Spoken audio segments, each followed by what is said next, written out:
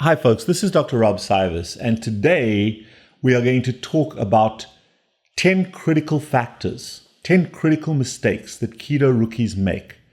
Be aware of these when you start your ketogenic diet. Implement them or avoid them so that you can be long-term successful. So let's go through my list of 10 things, 10 mistakes we make, 10 things to avoid or to do when you're starting a ketogenic diet. Number one, don't start all at once. I'm going to start my diet tomorrow. Here's my diet sheet. Off I go. Do not dive into the deep end of this pool. This has to be a lifelong transition. And if you do it all at once, your body and your brain is going to crash and burn. Oh, but I did it that way.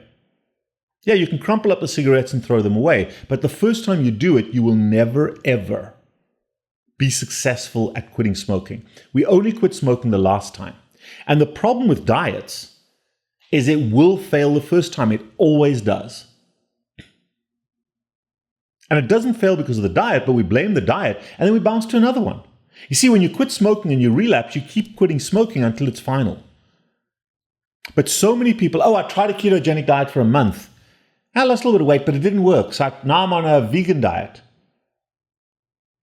Because we bounce from diet to diet to diet because it's about weight loss. No, ease yourself into this. Slowly remove carbohydrates in stages from your life, in segments. And this is something we do in the practice. We help people to understand how to do this. And we've got a very pragmatic approach as to how to do this in sequential stages. Be the tortoise, not the rabbit. You won't have the keto flu. You won't feel miserable. Psychologically, you can catch up. Don't do it all at once. Don't take the keto plunge because you can't consolidate the change.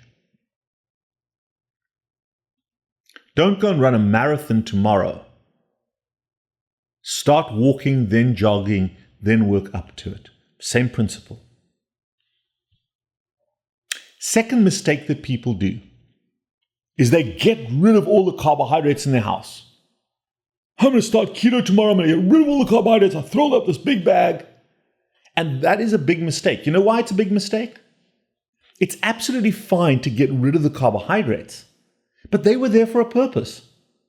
So when you get rid of the carbohydrates, make sure that you fill the space that they occupied with real food.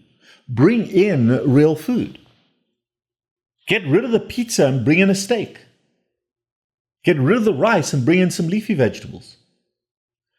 Remove and replace. It's a good idea to go through your house and get to know where the carbohydrates are. Divide them into categories. These are carbohydrates we eat at meals. These are carbohydrates we snack. These are liquid carbohydrates. And remove and replace each category at a time. Don't do them all at once. But eventually end up with a carbohydrate-free environment with a ton of real food that you can eat. And none of them, well, actually, let me go through this because this is the next rule. Don't bring in lookalikes. Don't bring in lookalikes. Don't say, I'm going to get rid of the ice cream, but I'm going to bring in keto ice cream. I'm going to bring in almond flour and flaxseed flour. Flour is flour. What you're doing with the flour is you're baking. Don't do that. That just reminds you of what you're trying to give up. Don't be baking protein bread. Because you're making bread. You're keeping the relationship. You're keeping the habits. And it's just a tiny step to relapse. Don't do the lookalikes. Bring in real food. Bring in animal products. Bring in meats. Bring in vegetables. Bring in real food where you can look at the plate and see which animal or plant it came from. The change is not just carbohydrates, but it's the entirety of the space. Annette Bosworth is very particular about this, and it's so important. I've got another video coming up which will talk about this in more detail. Establish a tribe.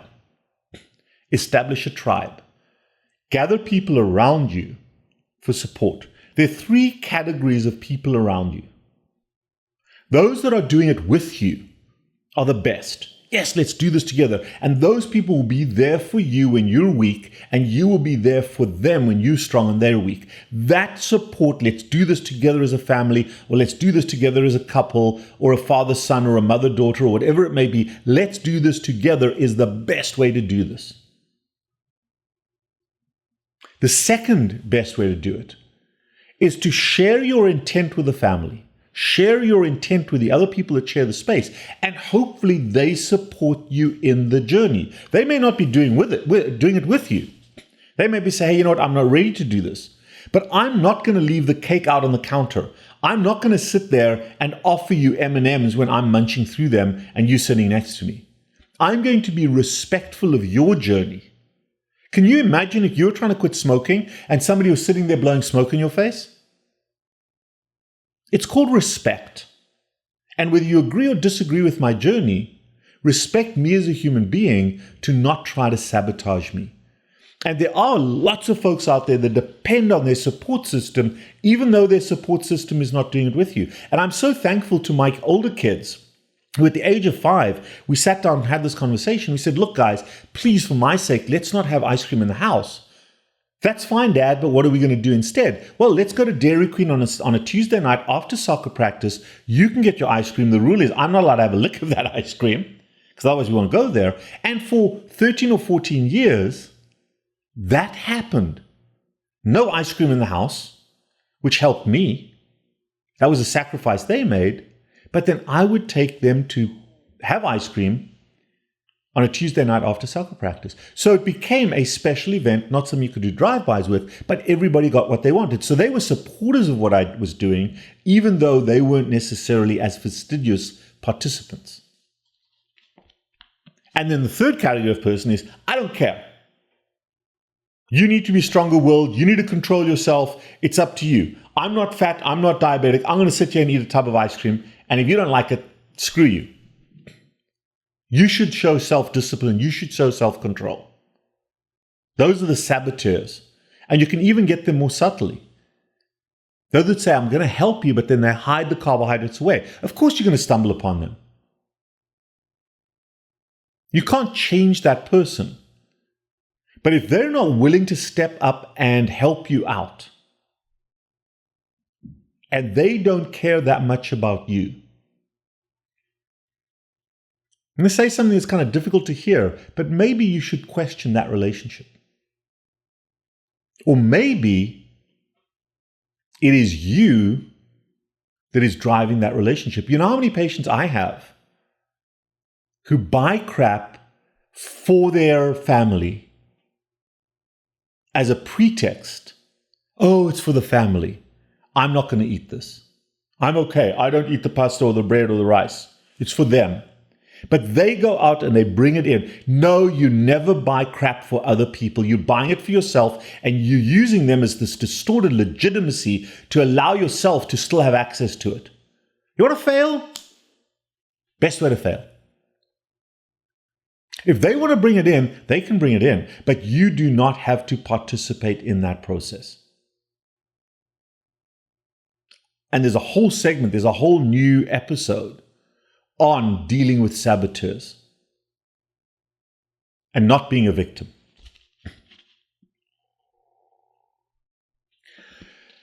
When you commit to a ketogenic diet, remember, you don't have to. You don't have to. This is something that you've chosen for yourself. You get to do this. It's a choice. It's a promise you made to yourself. Always remember that. I'm not allowed to do this. Don't feel deprived of what you're not allowed to have. There'll be times when you do a little bit. But for the most part, if you have a sense of deprivation, if you're doing this because the doctor said you have to and you have to get healthy, you're not going to sustain it. But if you have a sense of empowerment, if you've made that promise to yourself, I have the integrity, I'm making the promise to me because that's the life I want to live. Yes, it's tough. You've got to embrace the pain. You've got to tolerate the pain of that separation.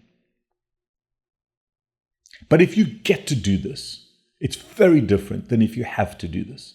Nobody has to do it. So change your mindset. I get to go for a walk today. I get to eat a steak today. Base your mindset on positivity, on empowerment of what you can do and what you are going to do, not what you're not allowed to do. Change your mindset in that direction. Be arrogant about it. Use salt and fat as condiments with every meal. Use fat and salt as condiments with every meal. Whether it is avocado oil, olive oil, coconut oil, butter, ghee, tallow, lard, the liquid fats, or homemade mayo, cheese, eggs, avocado, bacon.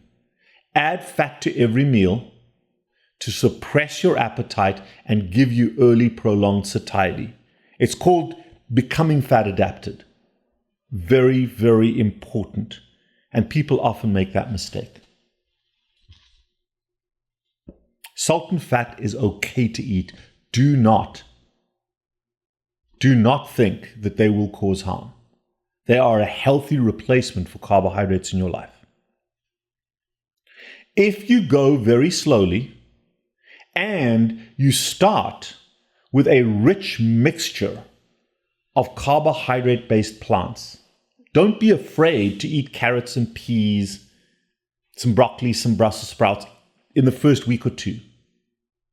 Because if you plunge into this hole too deeply and you start out, I'm going to be carnivore tomorrow, you're going to crash and burn. You're going to get the keto flu. It is going to be miserable. Your blood sugars are going to fluctuate. You're going to go hypoglycemic. You're going to hyperglycemic. It's horrible. You don't have to do it all at once, but have a mixture of plants and animal products and slowly migrate toward the higher fat as a condiment, higher fat animal-based products. And you can slowly eliminate the starchy carbohydrates because remember, your body doesn't convert from being a sugar burner to a fat burner in a day. Respect the slowness of the change and drive that change. The more important part as you do this, apart from getting rid of the processed carbohydrates, is also to start introducing longer and longer periods of not eating.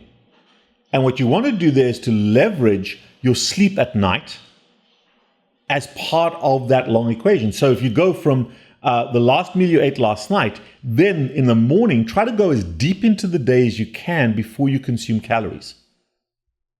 However, it is very important to drink something for breakfast. Have a cup of coffee, have a cup of hot tea, drink something for breakfast, not containing calories. But avoid the keto flu. Avoid the misery of withdrawal. The most important reason why people crash and burn is for emotional reasons.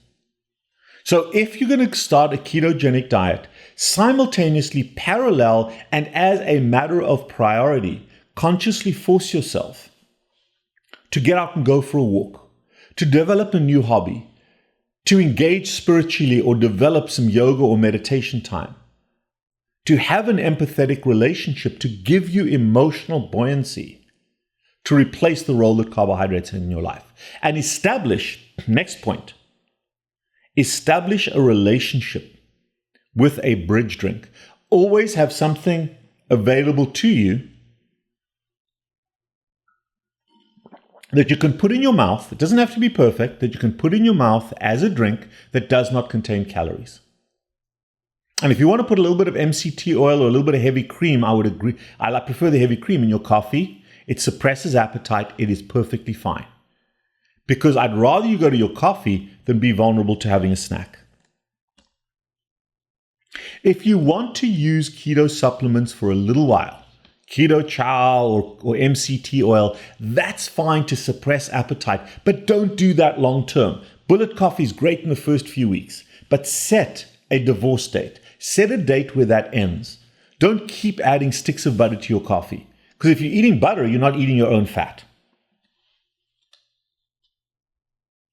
And then the final part is this: continuously make sure and have this conversation every day that the goal of this is not weight loss. Weight loss is a byproduct, not an objective of a ketogenic diet. If weight loss is your goal, you will fail.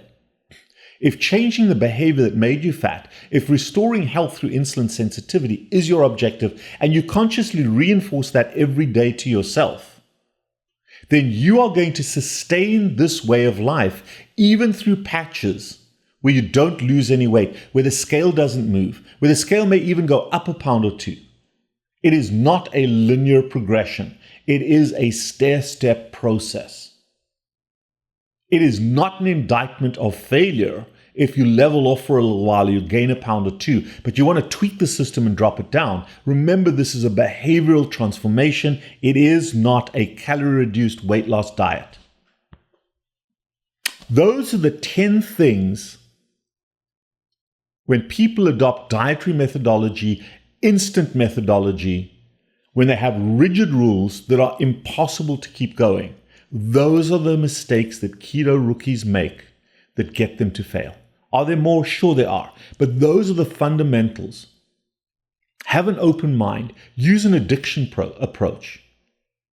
Use an addiction approach of contemplation. I imagine myself doing this. I desire to do this. You get to do this. You don't have to. Plan ahead. Make decisions so you're not trapped into choices when you're hungry. Plan ahead.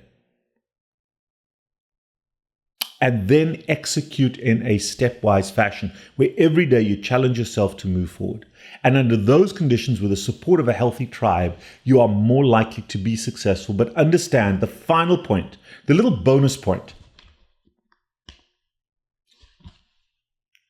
You're going to fail. You're going to fail, you're going to stumble, you're going to go sideways. It is inherent to addiction management. But failure is only permanent when you don't try again. Have a strategy of recognizing and owning your mistakes. You know what? I screwed up. I made a mistake. Here were the conditions under which I screwed up. Analyze what happened. And then you can't go back and reverse that mistake. Don't pay it back. Don't punish yourself for making the mistake. Understand and analyze and own why it happened and what were the conditions, because you will face those same conditions again in the near future, and come up with a corrective action plan right then and there to say the next time I'm in the same situation, here's how I'm going to do it differently. And if you've got that kappa, if you've got that corrective action plan, the next time you're not going to make the same mistake. Ownership, analysis, correction is the best way to avoid rookie mistakes on a ketogenic diet. Try not to make mistakes, but when you do, have a plan for them. And if you need help, and I strongly suggest finding help somewhere, variety of different places, but we offer that. Myself and Jane Brown, our nutrition specialist, offer that guidance, offer that support, offer that help. I am the Carb Addiction Doc. You can get hold of us by texting, by voicemailing, by WhatsApping 561-517-0642. But if you look at the show notes below this, there's a lot of information. And if there's value to this discussion, throw us $1 or $2 at our PayPal account, robert@jackschildren.com, PayPal, or our Patreon account, Carb Addiction Doc. Till next time, I am the Carb Addiction Doc.